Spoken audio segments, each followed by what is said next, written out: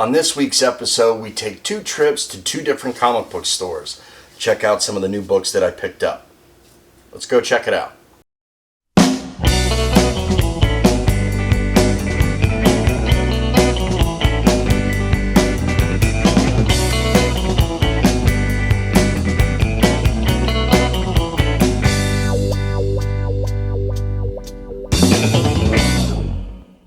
Hey, what's up, nerds? Welcome to this week's episode of Nerdistic Tendencies. I am your host, Ray Hale. Don't forget to like and subscribe and hit the ringy dingy so you get all my notifications. And don't forget to check out our social media accounts, Facebook, TikTok, Instagram, and Twitter. And on our Facebook account, I want you to take pictures of your local comic book store. Make sure you post that. I've added pictures of my local comic book store, Bell Book and Comic. Show me your nerd store. You never know, I might stop in there and see what's going on. Recently, I took a trip to my local comic book store, Bell Book and Comic, in Dayton, and ended up buying myself a big lot of old Marvel graphic novels. So let's go check those out. Let's take a look at the Marvel graphic novels that I picked up. This first one here is a big one.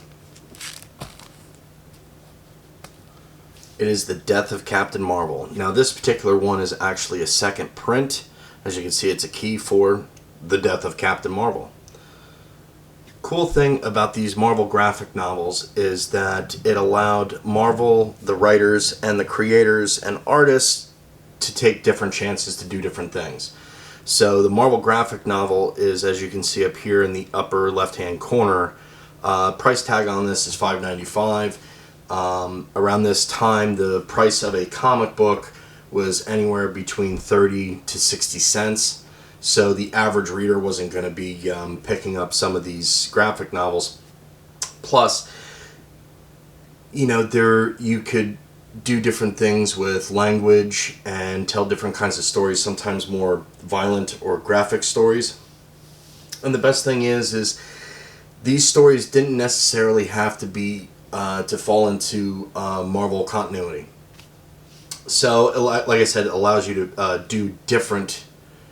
tell different kinds of stories, is essentially what I'm getting at. So, a lot of these are really cool. As you can see here, this is actually a big deal. This one here, The Death of Captain Marvel, was a big deal in the comic books. It tells an interesting story. In this particular case, Captain Marvel, he actually dies of cancer. So, haven't read this one yet, but I'm looking forward to reading a lot of these books. So let's see what else we got. This one here is Swords of the Swashbucklers. Never even heard of it.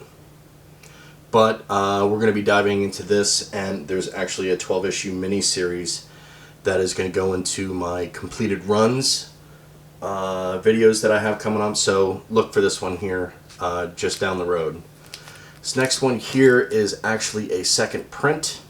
It's The Amazing Spider-Man, titled Hokey or Hookie. I have no idea.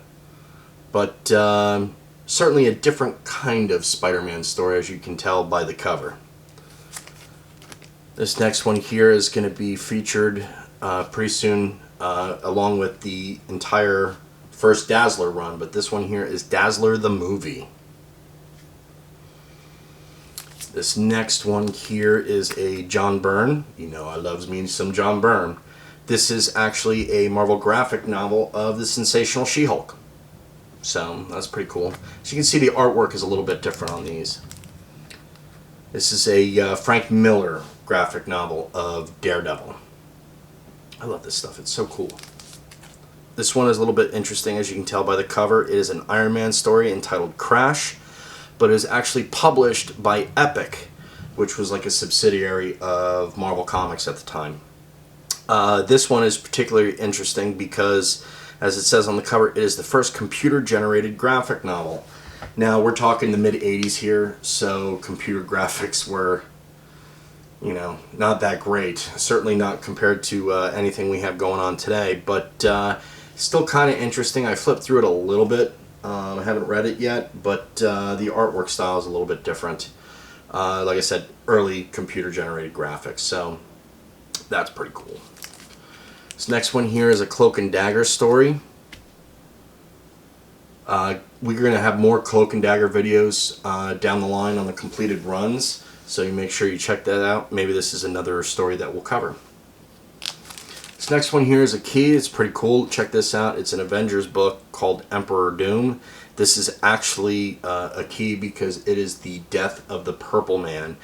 Anybody who's a fan of Marvel will recognize the Purple Man from the first season of Jessica Jones. Which, by the way, if you haven't checked that out, you'd be stupid not to do it. It is a fantastic show. At least the first and third season. Second season, not so much. This next one is also a key. It is the first appearance of Ahura. It is the child of Medusa and Black Bolt. This one here is an Inhumans graphic novel. Like I say, you see it just by the cover. The artwork for a lot of this stuff is very different than what you would see published in your typical comic book. And the last one here is a Punisher graphic novel titled Assassin's Guild. So we got some more Punisher stuff coming up down the road, certainly on the completed runs, but this is a story that I kind of want to pick up and check out. I never was much of a Punisher fan, but since I started collecting again about 5 years ago, certainly becoming more of a Punisher fan. So this isn't stuff, the Marvel graphic novels isn't stuff that I find in my local comic book store and the comic book stores in the area very often, so when you see them you kind of have to pick them up. So pretty cool. Recently I was out and about running errands and found myself in Fairborn, Ohio. Well, it just turns out that there's another comic book store there, Bookery in Fairborn. So I took a trip, went in, let's go see what I got. Some cool stuff. Cool Silver and Bronze Age.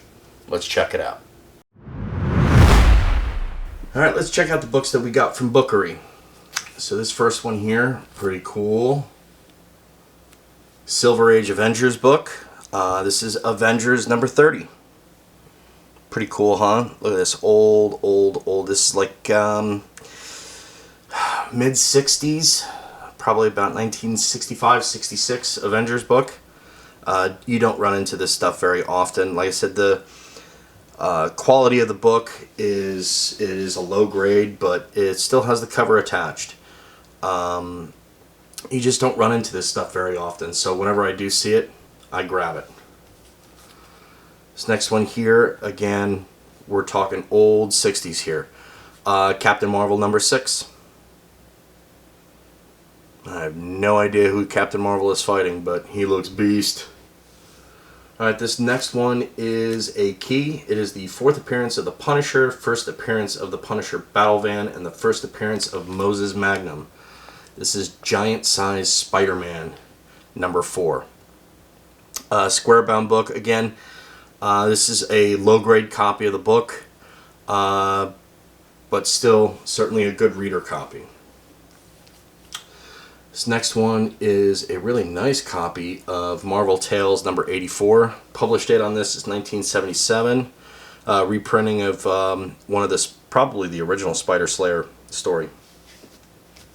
Still pretty cool. You know how much I love all of these reprint books. And we got some more here too. This next one is Marvel Superheroes, featuring the Hulk and Submariner. This is issue number 32. Look at the leader on the cover there. We also have Marvel Superheroes number 34. This one actually has Hercules guesting in it, so that's pretty cool. This one was something different. I've never seen this before. Check this out. So this is a comic book called Not Brand Ek.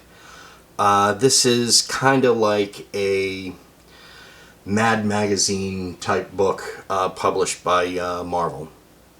Never even heard of this before, but this is the kind of weird and stupid stuff that I like.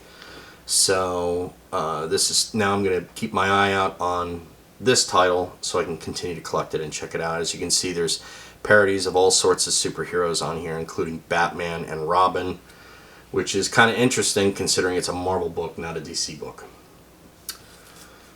Another issue here, Not Brand Ek number 7. As you can see, it's got a parody of Superman on it. and it says the origin of the Fantastical Four. So Marvel poking a little bit of fun at themselves too. Another issue, Not Brand Ek, issue number 8, with the X-Men, which is kind of funny. Artwork is kind of interesting, but again, this is kind of a parody book. It's meant to be fun and funny, so not to be taken seriously. So, looking forward to getting more of these. Got another one here. This is issue number 13. This is Not Brand Ek, issue number 13. And then this is really cool. So this is an old copy of Tales to Astonish, featuring Giant Man and Incredible Hulk number 64. This is all mid to early 60s Marvel. So again, not great shape, but like I said, cover is still intact. And it's certainly cool to go through here and flip through some of these books. This one actually, in a story with the Giant Man, has Atuma, who's an Atlantean who has been in Marvel Comics in a number of different books, but probably the biggest thing is in the late 80s in the annual crossover Atlantis Attacks, which we will feature one time. So see that down the road. And the last one here is a old Marvel horror book. It's called Where the Monsters Dwell, issue number 17. Never collected horror before, but some of this really old stuff is pretty interesting. It's a different kind of book to read. Again, it's not your typical X-Men or Iron Man book, but still different kind of stories to tell and different kind of books to read. So I dig that. So that's what I got this week. Well, that's about all the time that we have this week. Thank you for checking us out. Don't forget to like and subscribe. Hit that ringy dingy so you get notifications of all my new videos. Plus, don't forget to check me out on social media: Facebook, TikTok, Instagram, and Twitter. Don't forget, I want to know more about your local comic book store. Log into Facebook, take pictures of your next trip to the nerd store, and post them online and tag us so we can see it on Facebook. You never know, I may stop by and see one of those stores here in the future. That's all the time we have. Thank you for checking out the video. We'll see you next week. Deuce.